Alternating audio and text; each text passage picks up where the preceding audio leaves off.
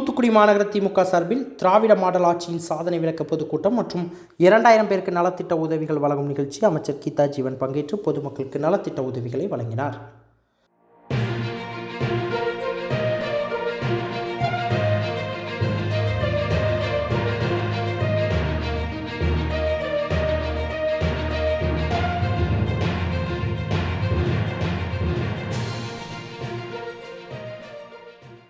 தமிழக முதல்வர் மு.க. ஸ்டாலின் பிறந்தநாள் விழா மற்றும் திமுகவின் திராவிட மாடல் ஆட்சியின் சாதனை விளக்க பொதுக்கூட்டம் மற்றும் பொதுமக்களுக்கு நலத்திட்டம் வழங்கும் நிகழ்ச்சி தூத்துக்குடி மாநகர திமுக சார்பில் 49வது வார்டு பகுதியான ராஜபாண்டி நகர் பகுதியில் நடைபெற்றது. இந்த பொதுக்கூட்டத்திற்கு மாநகர செயலாளர் ஆனந்தசேகரன் தலைமை தாங்கினார். இதில் சமூக நலன் மற்றும் மகளிர் உரிமைத்துறை அமைச்சர் கீதா ஜீவன் கலந்து கொண்டு 2000க்கும் மேற்பட்ட பொதுமக்களுக்கு வீட்டு உபயோகப் பொருட்கள் உள்ளிட்ட நலத்திட்ட உதவிகளை வழங்கினார். தொடர்ந்து பேசிய அமைச்சர் கீதா ஜீவன், அண்மையில் உச்சநீதிமன்றம் வரலாற்று சிறப்புமிக்க தீர்ப்பை வழங்கியுள்ளது. தமிழக சட்டமன்றத்தில் நிறைவேற்றப்பட்ட தீர்மானங்கள் கிடப்பில் போட்ட ஆளுநரை கண்டித்தும் அந்த தீர்மானங்கள் அனைத்தும் நிறைவேற்ற உத்தரவு பிறப்பித்தும் இதன் மூலம் ஆளுநருக்கு உச்சநீதிமன்றம் குட்டு வைத்துள்ளது. உச்சநீதிமன்றம் இது தமிழகத்திற்கு மட்டுமின்றி அனைத்து மாநிலங்களுக்கும் பொருந்தும் வகையில் இந்த தீர்ப்பை வழங்கியுள்ளது. இதன் மூலம் தமிழக முதல்வர் மு.க. ஸ்டாலின் இந்தியாவிற்கு வழிகாட்டும் வகையில் இந்த தீர்ப்பை பெற்றுள்ளார். அன்று கோட்டையில் சுதந்திர தினத்தன்று கொடியேற்றும் உரிமையை பெற்று தந்தது முத்தமிழறிஞர் கலைஞர். அதுபோல் இன்று தமிழகத்தில் உள்ள பல்கலைக்கழகங்களில் முதலமைச்சர் தான் வேந்தராக இருப்பார் என்ற சட்டத்தையும் கொண்டு வந்து இந்தியாவிற்கே வழிகாட்டி உள்ளார் தமிழக முதல்வர் மு.க. ஸ்டாலின் என பெருமிதம் தெரிவித்தார்.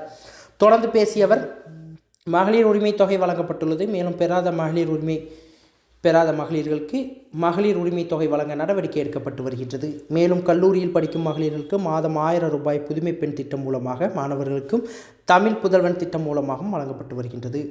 அரசு தொடக்கப் பள்ளிகளில் 1ஆம் வகுப்பு முதல் 5ஆம் வகுப்பு வரை படிக்கும் மாணவர்களுக்கு காலை உணவு திட்டம் வழங்கப்பட்டு வருகின்றது. இதேபோல் வருகின்ற ஜூன் மாதம் முதல் அரசு உதவி பெறும் தொடக்கப் பள்ளிகளில் படிக்கும் குழந்தைகளுக்கும் காலை உணவு திட்டம் வழங்கப்பட உள்ளது என தெரிவித்தார்.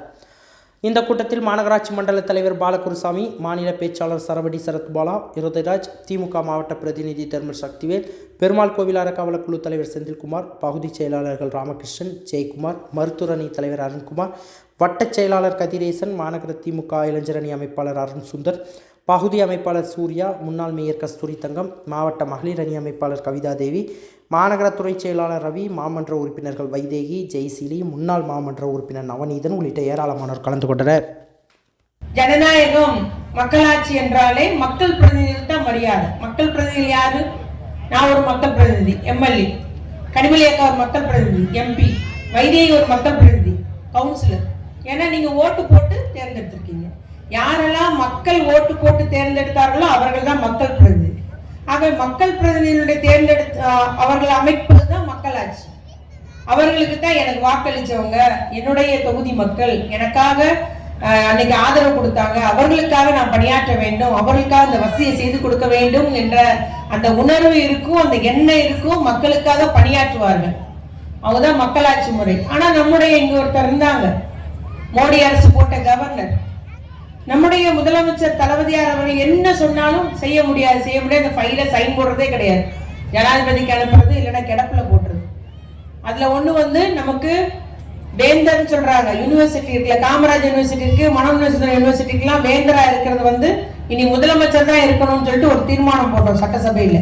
எல்லா கட்சிகளும் ஆதரிச்சு அந்த தீர்மானம் போட்டு அனுப்பி வச்சோம். ஆனா கவர்னர் கிடப்பிலே போட்டார். இன்னைக்கு உச்ச நீதிமன்றம் என்ன சொல்லியிருக்கு? எல்லா அந்த கிடப்பில போடப்பட்ட கவர்னர் எல்லாம் கிடப்பில் போடப்பட்ட அத்துணை அந்த கோப்புகளும் அவருக்கு அந்த அதிகாரமே கிடையாது. மக்களாட்சிக்கு தான் அதிகாரம், ஜனநாயகம் தான், ஜனநாயகம் மறுபடி ஆட்சி நடக்கணும். இந்த மக்களாட்சின்றது மக்களால் தேர்ந்தெடுக்கப்பட்ட மக்கள் பிரதிநிதிகள், அவர் தான் முதலமைச்சர், அவருக்கு தான் அதிகாரம். நீங்கள் அவருக்கு ஆலோசனை கூறுவதாக ஒரு இணைப்பு பாலமாக இருந்திட வேண்டும் என்பதை இன்னைக்கு கவர்னருக்கு சொல்லியிருக்கு உச்ச நீதிமன்றம். அவங்க இன்னைக்கு அந்த தீர்ப்பு இந்தியாவில் அத்துணை பேரும் இன்னைக்கு முதலமைச்சர் தான் அதிகாரம், மக்களால் தேர்ந்தெடுக்கப்பட்ட மக்கள் பிரதிநிதி அதிகாரம் என்ற உத்தரவை உச்ச நீதிமன்றம் வழங்கினது மூலம் இன்னைக்கு கவர்னருக்கு சரியான குட்டு கொடுத்திருக்குது உச்ச நீதிமன்றம்.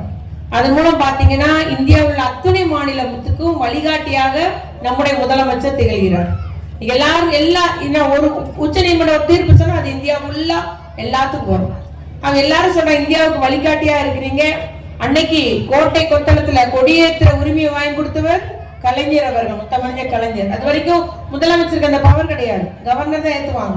அவரு தான் நாங்க மக்கள் பிரதிநிதி, எங்களுக்கு வேணும்னு சொல்லிட்டு அந்த உரிமையை நிலைநாட்டினவர் கலைஞர் அவர்கள். இன்னைக்கு அவர் வழியிலே நம்முடைய முதலமைச்சர் அவர்கள் பல்கலைக்கழகத்துக்கு வேந்தராக இருக்கக்கூடியவர் முதலமைச்சர் தான் அப்படின்றது இன்னைக்கு சட்டமாக்கி இருக்கு.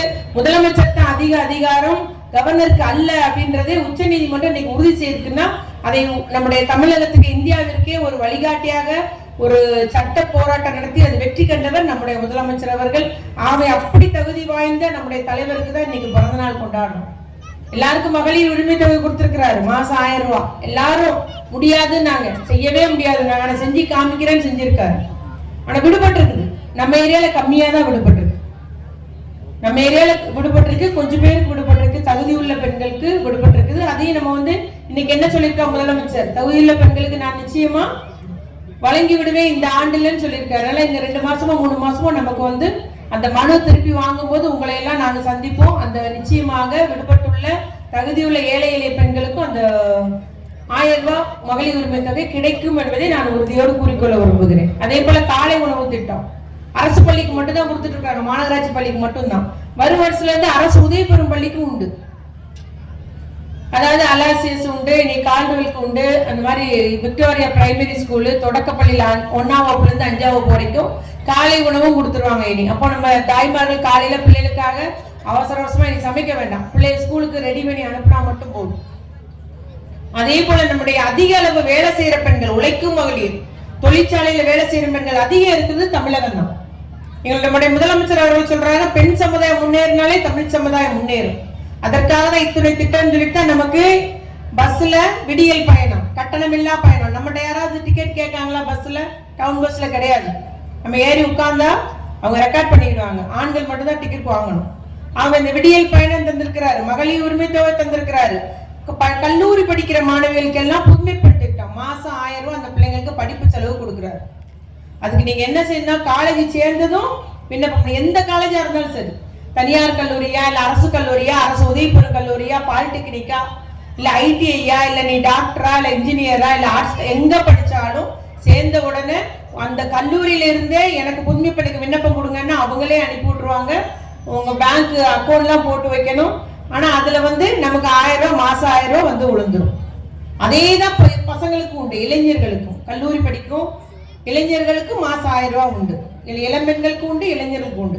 ஐயோ என் பிள்ளை 2ஆவது வருஷம் போயிட்டாலே நினைக்காதீங்க, 2ஆவது வருஷத்துக்கும் உண்டு. அது நீ 2ஆவது வருஷம் படிச்சாலும் 3ஆவது வருஷம் படிச்சாலும் எல்லா வகுப்புக்கும் உண்டு. பெற்று பயனடைங்கள் என்று நான் நம்முடைய பெண்களை, சகோதரிகளை கேட்டுக்கொள்ள விரும்புகிறேன்.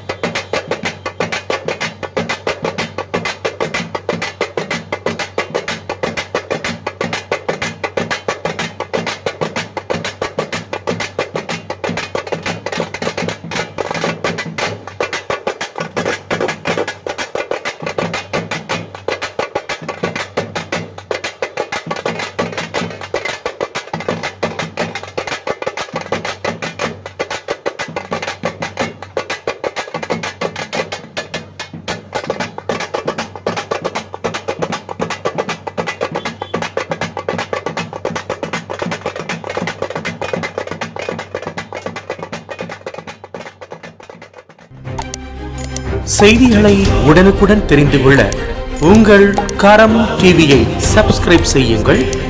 அதோடு பெல் பட்டனையும் கிளிக் செய்யுங்கள்.